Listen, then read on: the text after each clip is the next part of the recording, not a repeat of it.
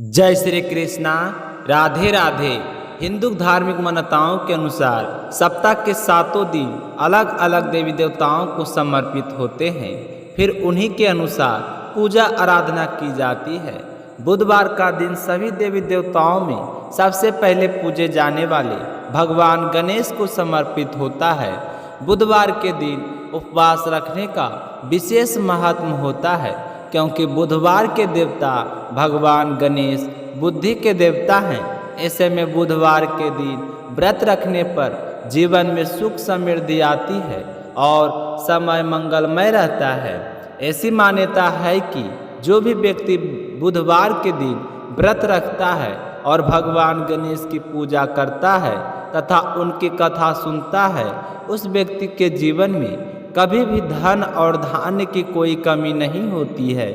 आज बुधवार के दिन आइए सुनते हैं गणेश जी की कहानी। एक समय की बात है, भगवान विष्णु का विवाह लक्ष्मी जी के साथ निश्चय हो गया। विवाह की तैयारी होने लगी। सभी देवताओं को निमंत्रण पत्र भेजे गए, परंतु गणेश जी को निमंत्रण नहीं दिया गया।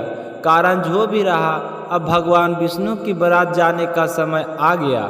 सभी देवता अपनी अपनी पत्नियों के साथ विवाह समारोह में आए। उन सब ने देखा कि गणेश जी कहीं दिखाई नहीं दे रहे हैं। तब वे आपस में चर्चा करने लगे कि क्या गणेश जी को न्योता नहीं दिए हैं या स्वयं गणेश जी नहीं आए हैं। सभी को इस बात पर आश्चर्य होने लगा। तभी सब ने विचार किया कि भगवान विष्णु से इसका कारण पूछा जाए। विष्णु भगवान से पूछने पर उन्होंने कहा कि हमने गणेश जी के माता पिता भोलेनाथ महादेव को न्योता भेजा है। यदि गणेश जी अपने पिता के साथ आना चाहते तो आ सकते हैं। अलग से न्योता देने की कोई आवश्यकता भी नहीं थी।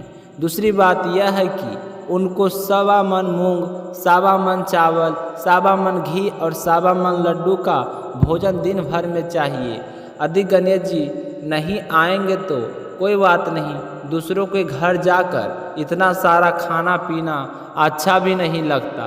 इतनी वार्तालाप कर ही रहे थे कि किसी ने एक सुझाव दिया कि यदि गणेश जी आ भी जाएं तो उनको द्वारपाल बनाकर बैठा देंगे कि आप घर की याद रखना। आप तो चूहे पर बैठकर धीरे धीरे चलोगे तो बारात में बहुत पीछे रह जाओगे। यह सुझाव भी सबको पसंद आया, तो भगवान विष्णु ने भी इस पर अपनी सहमति दे दी। होना क्या था, इतने में गणेश जी को वहां आ पहुँचे और उन्हें समझा बुझाकर घर की रखवाली करने के लिए बैठा दिया गया। बारात चल दी। तब नारद जी ने देखा कि गणेश जी तो दरवाजे पर बैठे थे। नारद जी ने गणेश जी से पूछा कि वो बारात क्यों नहीं गए। तब गणेश जी ने कहा कि बारात भगवान विष्णु ने उन्हें अपना निवास स्थान सौंप कर गए हैं। अब मैं यहाँ का राजा हूँ।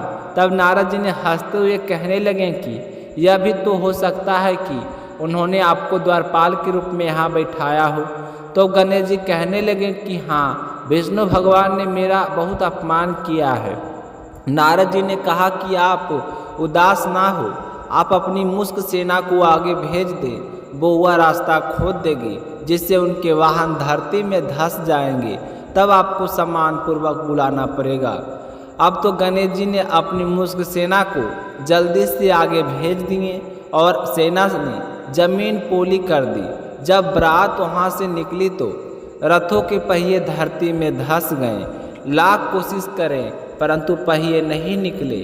सभी ने अपने अपने उपाय किए, परंतु पहिए तो नहीं निकले, बल्कि जगह जगह से टूट गए। किसी को समझ में नहीं आ रहा था कि अब क्या किया जाए। तब नारद जी ने कहा, आप लोगों ने गणेश जी का अपमान करके अच्छा नहीं किया। यदि उन्हें मना कर लाया जाए तो आपका कार्य सिद्ध हो सकता है और यह संकट टल सकता है। शंकर भगवान ने अपने दूत नंदी को भेजा और वे गणेश जी को लेकर आए। गणेश जी का आदर सम्मान के साथ पूजन किया। तब कहीं रथ के पहिए निकले।